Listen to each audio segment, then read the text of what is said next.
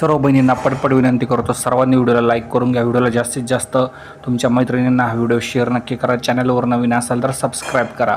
सर्व महिलांसाठी मार्च महिन्याच्या हप्त्यासंदर्भातील अत्यंत महत्त्वाची अपडेट आलेली आहे. व्हिडिओ शेवटपर्यंत नक्की बघा.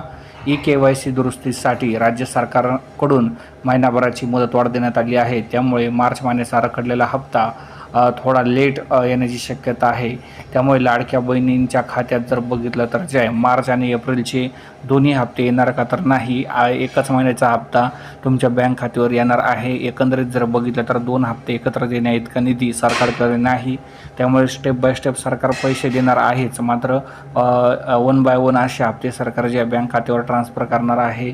त्यामध्ये जर बघितलं तर जे सरकारकडून मार्च महिन्याच्या हप्त्याची लवकरच घोषणा होऊ शकते असं एक अंदाज लावला जात आहे. आणि लवकरच जर बघितलं तर सरकारसुद्धा प्रयत्नशील आहे लाडक्या बहिणींना हप्ता देण्यासाठी. एकंदरीत KYCची मुदत संपल्यानंतर हप्त्यासंदर्भात काहीतरी घोषणा होऊ शकते असं